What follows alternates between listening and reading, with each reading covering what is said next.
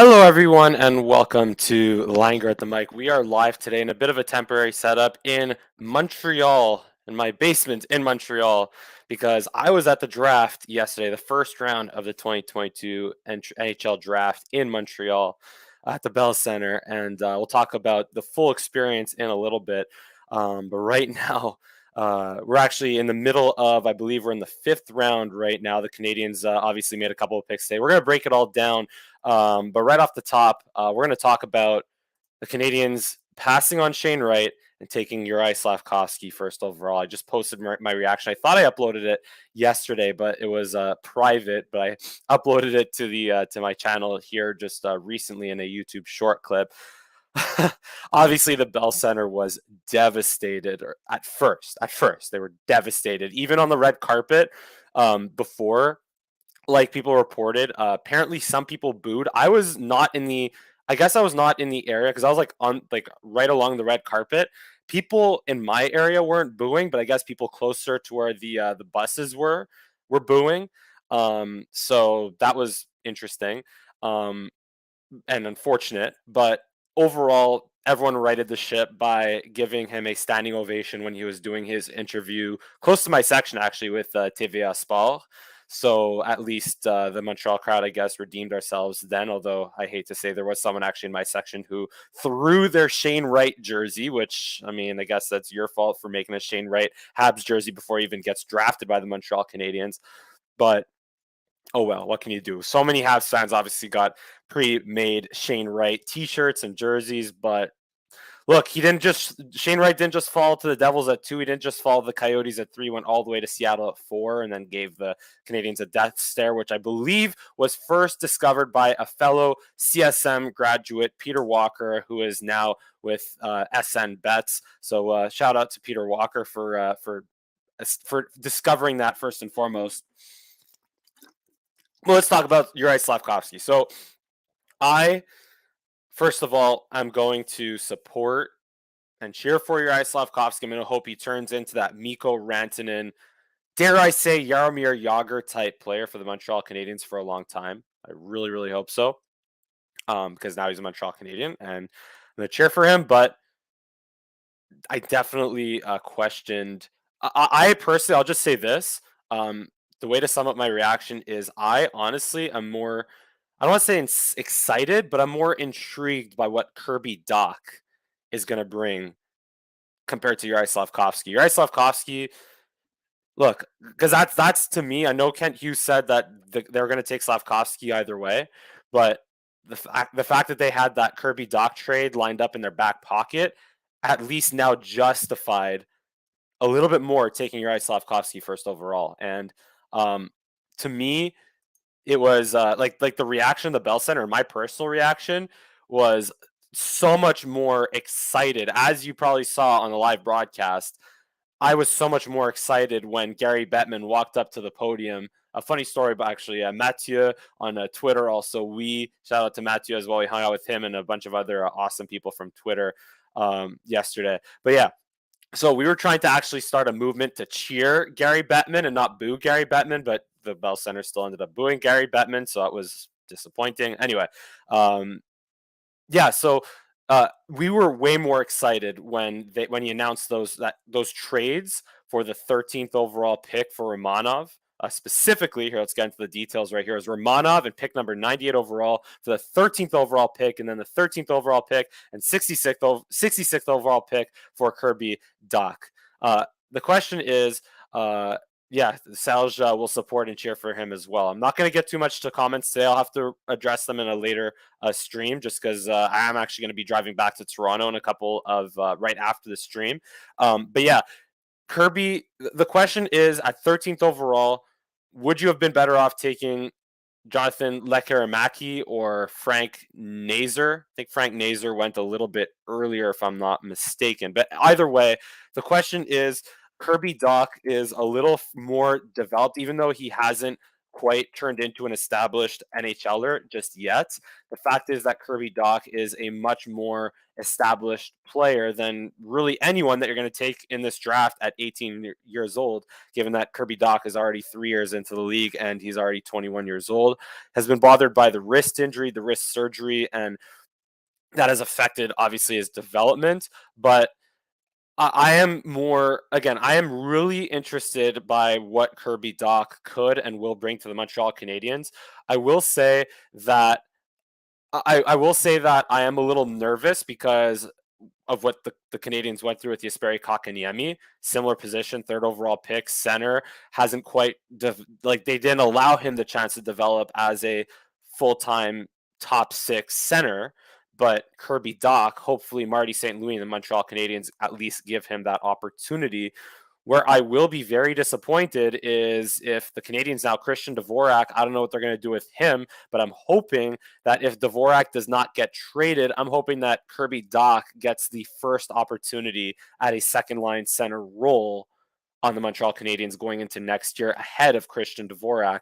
But if that is not the case, then I think it's more likely that Dvorak gets traded. But if he doesn't get traded, I really hope Kirby Dach gets first dibs at that second line center role ahead of Christian Dvorak going into next year. So, again, and yeah, Frank Nazar went right to 13th overall, which ended up, obviously, the Canadiens flipped to the Blackhawks in exchange for Kirby Dach.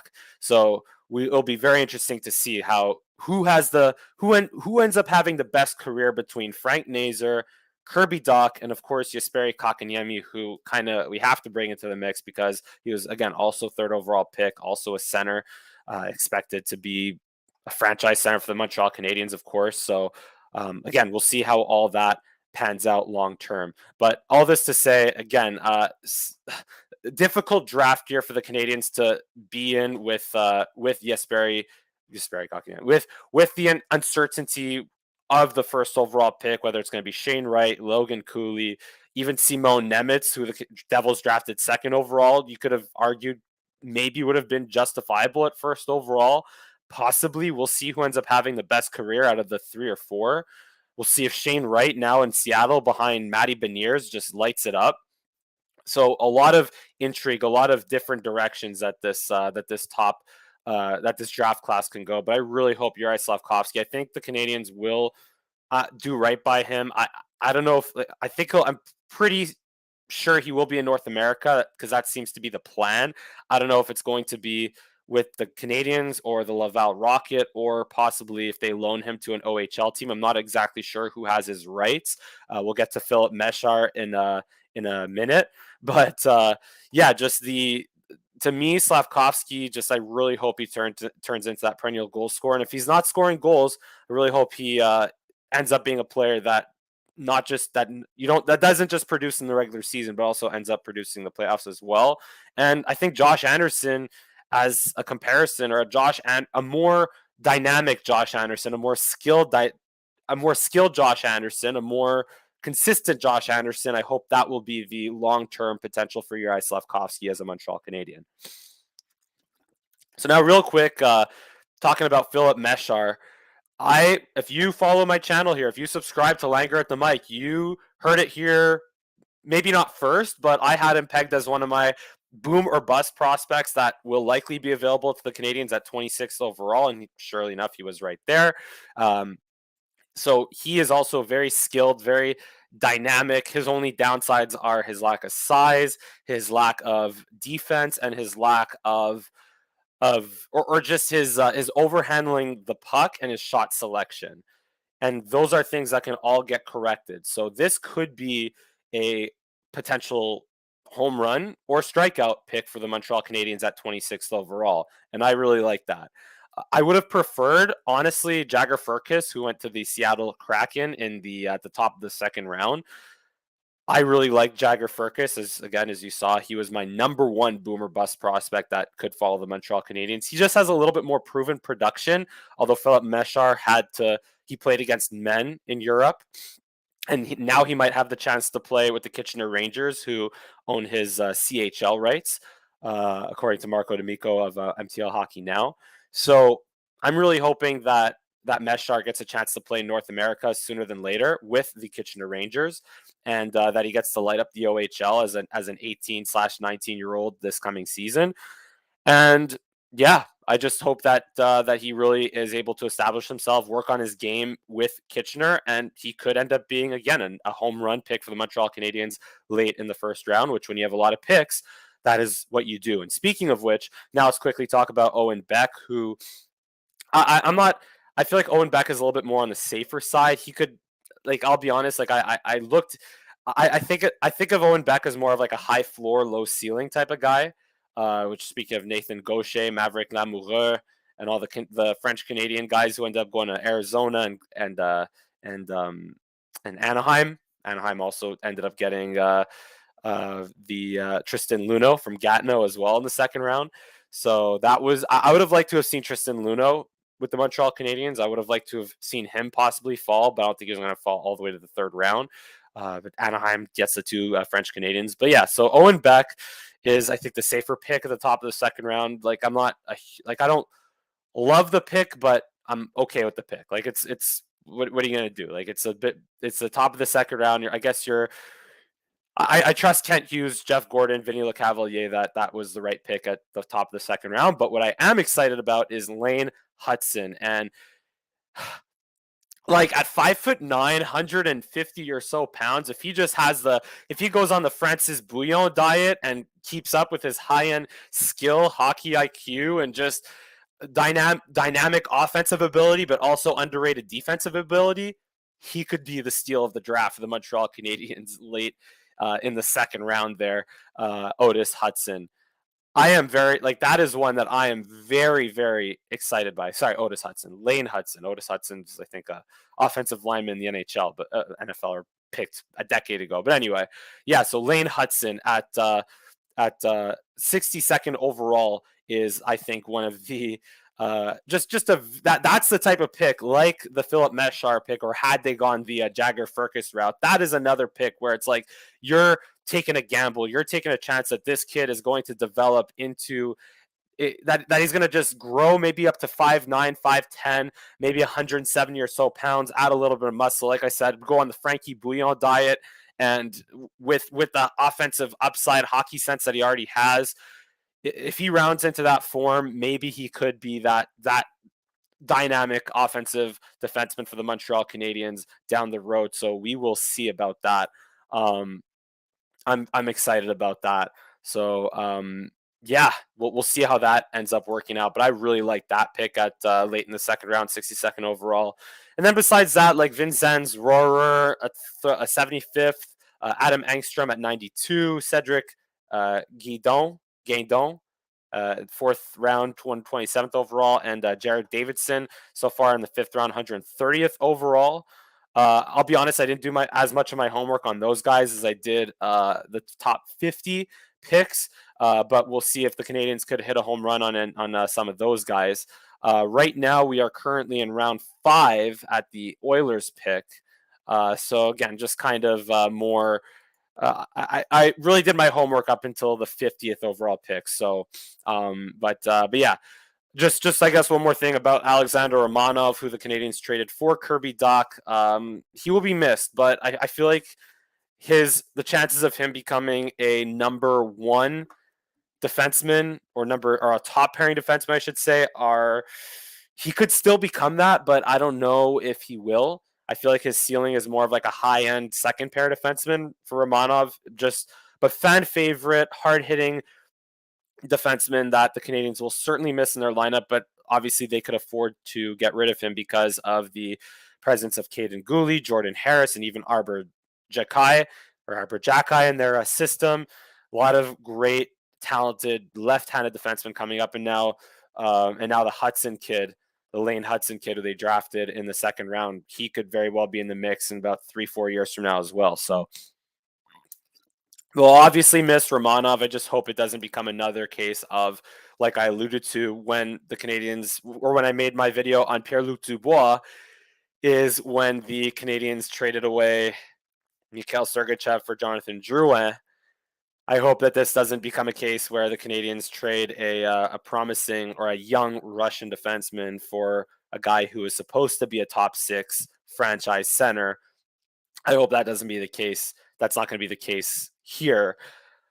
But obviously, look, apples to oranges, two different trades, multiple different players, different situations. And at least I think there will obviously be pressure on Kirby Dach to be a top 6 forward, but I don't think he'll be under the same amount of pressure and scrutiny as Jonathan Drouin was as a member of like when he was brought in the Sergachev trade.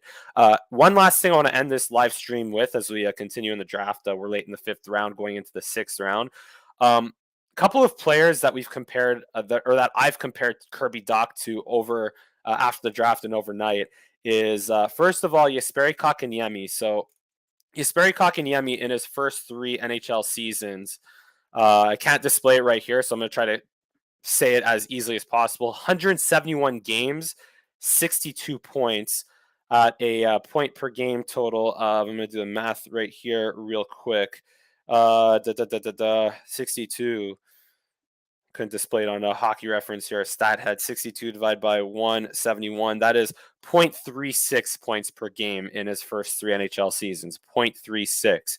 Kirby Dach now is 59, 172. So remember 0.36. 59 divided by 152. 0.38. So a little bit better in terms of point per game production is Dach compared to Jesperi Kotkaniemi. But here's another player that I compared him to last night is Mika Zibanejad. And the reason why I compared him to Mika Zibanejad is because you look at Jeff Gordon and the way that he built the New York Rangers and now the way he and Kent Hughes are going to build the Montreal Canadiens. Look, it's only 2 similarities thus far, but the Rangers also went with a winger first overall in 2020 with Alexis Lafrenière. Obviously, Lafrenière was a much more higher touted prospect than Juraj Slafkovsky was coming out of this year's draft, as Lafrenière lit up the QMJHL. Kind of took a while to find his way into the NHL so far, but he did have an impressive playoff. But the point is, Gordon with the Rangers went first overall with a winger, and now with the Montreal Canadiens went first overall with the winger in Juraj Slafkovsky. And also traded for a center, a young, perhaps, I don't want to say underachieving, but a center that hasn't fully established himself as a top 2 center just yet in Mika Zibanejad. They traded for Mika Zibanejad when in exchange for Derek Brassard way back in the day. And Mika Zibanejad, in his first 3 seasons in the NHL, has played, again, we're going to do the math right here. Again, we're 0.38 on Kirby Dach, whereas Jesperi Kotkaniemi was 0.36. And I think I'm going to get to around 0.42 or 0.45 in Zibanejad's first couple of years. So 54 in 120. Yeah, 0.45 on the dot for Mika Zibanejad. Obviously, that's a much more promising start to Zibanejad's career compared to Kirby Dach. But the bottom line is when Gordon went and got Zibanejad, when he went and got Zibanejad in a trade when he was 22 years old, it was a similar situation where although Zibanejad had a 46-point season and a 51-point season and 2 20-goal seasons in those 2 years, so he was I'd say a lot more established than Kirby Dach thus far, but he was still a young up-and-coming center who did not fully meet his potential yet, and now he's a point-per-game player with the New York Rangers with the potential to score 40 goals a season like he did not this past year, but 2 years ago as a member of the New York Rangers. So again, those 2 similarities thus far, and we'll see how it works out for the Montreal Canadiens, but certainly worked out for the New York Rangers when Jeff Gordon was there. So yeah, that's pretty much it. I gotta get going to Toronto now, but just wanted to do this live stream real quick because I'm not gonna be able to do it. I'm not gonna be able to go live or post anything until later this weekend. So I want to do it while it was still relatively fresh. Thank you for tuning in as usual. I want to hear your comments. I'll do another video like we did this past Thursday, live stream Q&A, live discussion ahead of free agency. I'll do a free agency preview as well later this weekend, earlier next week. But as usual, if you enjoy my content, if you enjoy this live stream, you enjoy my videos, hit like, hit subscribe, give me a follow on Instagram and Twitter at Mike Langer for both. And thank you so much for watching. And I'll see you again next time in a little bit. Go Habs go. Have a great day. Enjoy the rest of the draft and have a great weekend.